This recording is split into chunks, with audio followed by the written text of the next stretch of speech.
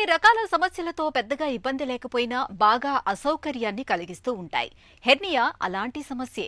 వాడుకలో దీన్నే పేగు జారడంగా పిలుస్తారు. దగ్గినప్పుడు, తుమ్మినప్పుడు చర్మం కింద నుంచి ఉబ్బులాగా బయటకు కనిపిస్తూ చిరాకు పుట్టించే హెర్నియాకు ఆధునిక వైద్యంలో ఇవాళ చక్కటి చికిత్స అందుబాటులో ఉంది. అయితే మనలో చాలా మంది హెర్నియాను పెద్దగా పట్టించుకోరు. అలాగే తోసేసుకుంటూ తిరుగుతూ ఉంటారు. మరీ తప్పదనుకున్నప్పుడు లంగోటాను, బెల్టును బిగించి కడుతూ ఉంటారు. ఇలాంటి నాటు వైద్యాలు చేయటం వల్ల హెర్నియాకు రక్త ప్రసరణ సరిగ్గా జరగక పేగులు కుళ్ళిపోయే ప్రమాదం ఉంటుందని చెబుతారు డాక్టర్లు. హెర్నియా గురించి ఇప్పుడు తెలుసుకుందాం.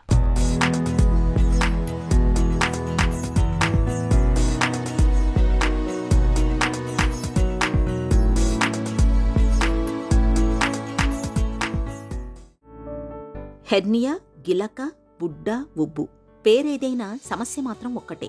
లోపల ఉండాల్సిన పేగు చర్మం కిందుగా బయటకు తోసుకురావడం, శరీరంలో నిర్దిష్ట ప్రాంతంలో ఉండాల్సిన అవయవాలు వాటి పరిధిని అతిక్రమించి మరొక భాగంలోకి చొచ్చుకురావడాన్ని హెర్నియాగా పిలుస్తారు డాక్టర్లు. చర్మం బలహీనంగా ఉన్న భాగాల్లోనూ, కండరాలు బలహీనంగా ఉన్న భాగాల్లోనూ సాధారణంగా హెర్నియా వచ్చే అవకాశం ఎక్కువగా ఉంటుంది.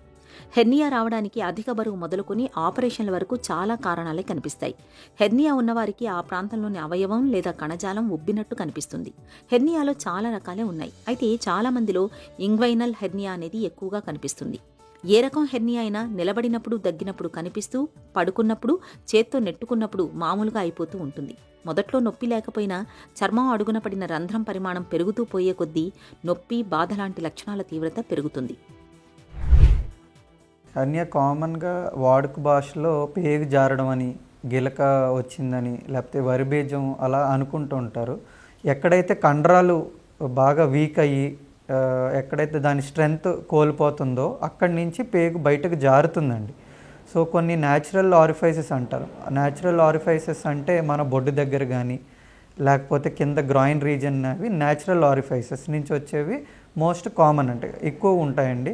నెక్స్ట్ ఆపరేషన్ చేయించుకున్న వాళ్ళకి ఏదన్నా కొంచెం కుట్లు సరిగ్గా మానకపోవడం వల్ల, లేదా తర్వాత కొన్ని ప్రికాషన్స్ పాటించకపోవడం వల్ల ఆ కుట్లు అనేవి పక్కకు జరిగి అక్కడ కొంచెం వీక్నెస్ రావడం వల్ల కూడా హెర్నియా వస్తుందండి.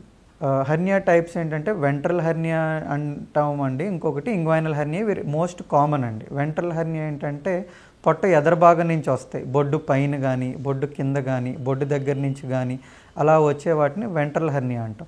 నెక్స్ట్ ఇంగ్వైనల్ హెర్నియా అంటే కింద గజ్జల దగ్గర వస్తుందండి. దాన్ని ఇంగ్వైనల్ హెర్నియా కానీ లేదా ఫిమోరల్ హెర్నియా అంటాం. ఎక్కువ పెద్దవాళ్లలో ఈ ఇంగ్వైనల్ హెర్నియా ఎక్కువ ఉంటుందండి.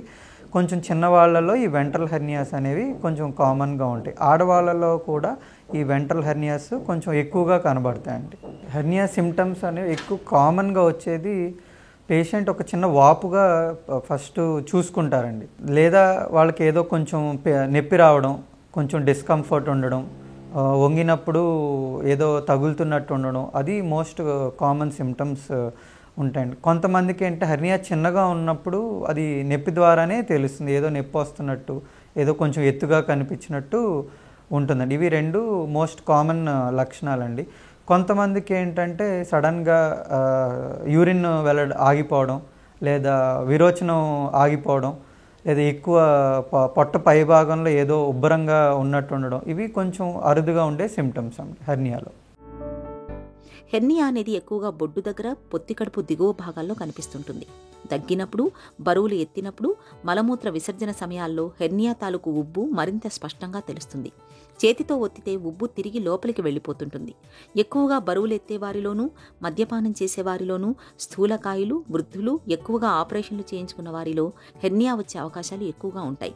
ఇక పసికందుల్లో, తల్లి గర్భంలో 7 నెలల వయసు మగపిండంలో బీజాలు పొత్తి కడుపులో ఉండి ప్రసవానికి ముందు కిందికి జారుతాయి. ఒకవేళ 7 నెలలకే బిడ్డ పుడితే బీజాలు కిందికి రాక, లేదా పేగులు, కొవ్వు, ద్రవం పొత్తి కడుపులోని బలహీన ప్రదేశంలోకి చొచ్చుకొచ్చి హెర్నియా తయారవుతుంది. ఈ హెర్నియాను నిర్లక్ష్యం చేస్తే రంధ్రం పెద్దదవుతూ అందులోంచి బయటకొచ్చిన పేగులకు రక్త ప్రసరణ సరిగ్గా అందగా పేగులు కుళ్ళిపోయి సెప్టిక్గా మారి ప్రాణాపాయం సంభవించే ప్రమాదం ఉంటుంది. హెర్నియా ఉన్నదంటేనే అది మనం వెంటనే దాన్ని సీరియస్గా తీసుకోవాలండి. సర్జరీలో చాలా రకాలు ఉంటాయి, బట్ హెర్నియా అనేది సెమీ ఎమర్జెన్సీ సర్జరీ అంటామండి. ఎందుకంటే హెర్నియా లక్షణాలు లేనప్పుడు బాగానే ఉంటుందండి. సడన్గా అది పెయిన్ రావడం కానీ, అది బాగా వాపు పెరిగినప్పుడు కానీ ఖచ్చితంగా అది ఎమర్జెన్సీ సర్జరీ అవుతుంది. సో హెర్నియా ఎంత చిన్నగా ఉన్నప్పుడు సర్జరీ చేయించుకుంటే అంత సులువుగా అయిపోతుందండి అది. ఒకప్పుడు హెర్నియా రిపేర్ అంటే చాలా పెద్ద పెద్ద కోతలుండి ఎక్కువ రోజులు హాస్పిటల్ ఉండడం, అవి చీము పట్టడం, మళ్ళీ చేసిన ఒక 10 సంవత్సరాలకో 15 సంవత్సరాలకో మళ్ళీ అది వెనక్కి రావడం, ఇవన్నీ ఉండేవండి. ఇప్పుడు కాలక్రమేణా డిఫరెంట్ టెక్నిక్స్ రావడం, టెక్నాలజీ పెరగడం వల్ల హెర్నియా సర్జరీ అనేది కూడా చాలా సింపుల్ సర్జరీ అయిపోయింది. సో ఒకప్పుడు ఇంకోటి ఏంటంటే మెష్లు అనేది వేస్తాండి. మెష్ అంటే ఒక జల్లెడ లాంటిది. సో ఎక్కడైతే ఆ వీక్నెస్ ఆర్ డిఫెక్ట్ ఉందో దానిపైన ఒక జల్లెడ లాంటిది పెడతామండి. జల్లెడ లాంటిది పెట్టడం వల్ల ఏంటంటే అక్కడ కండరాలు అవన్నీ కూడా బిగుస్తాయి. నెక్స్ట్ ఇప్పుడు ఏంటంటే లేటెస్ట్గా లాప్రోస్కోపీ అండ్ రోబోటిక్ సర్జరీలు కూడా వచ్చినాయి. అంటే కోత లేకుండా అని కాదు, చిన్న కోత, కేవలం మన పెన్ సైజులో ఉన్నంత కోతలో 2-3 కన్నాలు పెట్టి హెర్నియా రిపేర్లు ఇప్పుడు చేయొచ్చండి. రోబోటిక్ సర్జరీలో ఇంకా అడ్వాంటేజ్ ఏంటంటే ఎక్కువ ఎవరికైతే ఊబకాయం ఉంటుంది, ఓపెన్ సర్జరీలు తట్టుకోలేరు అన్న వాళ్ళకి రోబోటిక్ సర్జరీ ద్వారా కూడా మనం ఇప్పుడు ఆపరేషన్లు చేయొచ్చండి. వీటిలో అడ్వాంటేజ్ ఏంటంటే పేషెంట్ ఆపరేషన్ చేయించుకున్న 2 రోజులకే వర్క్ వెళ్ళచ్చు, కుట్లు కూడా తొందరగా మానుతాయి, వాళ్ళ నార్మల్ లైఫ్కి తొందరగా వెళ్ళిపోవచ్చండి. వేరేజ్ ఇన్ ఓపెన్ సర్జరీలో ఏంటంటే ఆ కుట్లు మానడానికి టైం పడుతుంది, ఆ నొప్పి అనేది కూడా ఈ లాప్రోస్కోపిక్ కన్నా ఎక్కువ ఉంటుందండి. హెర్నియాతో బాధపడుతున్నప్పుడు మనలో చాలామంది సరైన చికిత్స తీసుకోకుండా నిర్లక్ష్యం చేస్తుంటారు. తోసేస్తే లోపలికి వెళ్ళిపోతుంది కదా అని పెద్దగా పట్టించుకోరు. పైగా లంగోటీలు, బెల్టుల వంటి వాటితో బుడ్డను లోపలికి బిగించి కడుతుంటారు. నిజానికి ఇలాంటి ప్రయత్నాల మూలంగా చర్మం మరింతగా దెబ్బతినిపోయి వాపు, ఇన్ఫెక్షన్లు వచ్చే అవకాశాలుంటాయి. హెర్నియాకు సర్జరీ ఒక్కటే అత్యుత్తమ పరిష్కారం. హెర్నియాను ఒకప్పుడు పెద్దగా కోత పెట్టి శస్త్రచికిత్స చేసేవారు. ఇప్పుడు లాప్రోస్కోపీ విధానంలో మెష్ ప్లాస్టీ పద్ధతిలో సర్జరీని చేస్తున్నారు. లాప్రోస్కోపీ టెక్నిక్లో చర్మం ద్వారా హెర్నియా ఉన్న ప్రదేశాన్ని చేరుకొని మొదట తిత్తిని కత్తిరించి తొలగిస్తారు. తర్వాత అక్కడ కుట్లు వేయడంతో పాటు సాగిన చర్మపు పొరలన్నింటికీ విడివిడిగా కుట్లు వేస్తారు. తర్వాత మెష్ను లాప్రోస్కోపీ పరికరానికి చుట్టలా చుట్టి లోపలికి వెళ్ళాక మెష్ను పరుస్తారు. మెష్తో రంధ్రాన్ని మూసివేశాక కుట్లు వేయడం లేక పిన్స్ కొట్టడం చేస్తారు.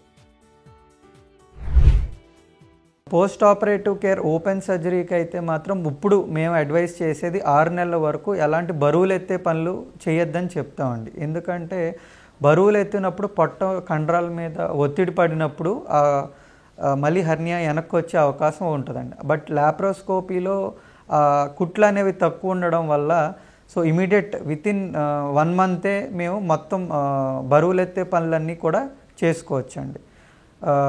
ఇది ఓపెన్ సర్జరీకి లాప్రోస్కోపీ సర్జరీకి తేడా. బట్ నార్మల్ పనులు అయితే మాత్రం ఓపెన్ అయినా లాప్రోస్కోపీ అయినా కేవలం ఒక 2 వారాల తర్వాతే వాళ్ళ పనులు వాళ్ళు సులువుగా చేసుకోవచ్చండి. హెర్నియా రాకుండా ప్రికాషన్స్ ఎక్కువ బరువు పనులు చేసేవాళ్ళు లేకపోతే జిమ్కి వెళ్ళేవాళ్ళు తీసుకోవాలండి. వాళ్ళకి అబ్డామినల్ బైండర్స్ అని లేదా హెర్నియా ట్రస్ అని ఉంటాయి. సో ఇవి వేయటం ఎక్కడైతే ఆల్రెడీ ఈ అబ్డామినల్ బైండర్స్ ఈ బొడ్డు దగ్గర, ఆ కండరాల దగ్గర కొంచెం ఎక్స్ట్రా సపోర్టివ్గా ఉంటాయండి. ఒకసారి సర్జరీ చేసిన హెర్నియా తిరిగి వస్తుందనే నమ్మకం మనలో చాలా మందిలో ఉంది. ఇందుకు ప్రధాన కారణం సర్జరీ టెక్నిక్ సరిగ్గా పాటించకపోవడమే. ఇంగ్వైనల్ హెర్నియా సర్జరీలో మెష్ని సరిగ్గా అమర్చకపోయినా, కుట్లు వేయడంలో నిర్లక్ష్యం ప్రదర్శించినా హెర్నియా తిరగబెట్టవచ్చు. సరైన ప్రదేశంలో సరైన పద్ధతిలో మెష్ని అమర్చకపోతే హెర్నియా తిరగబెడుతుంది.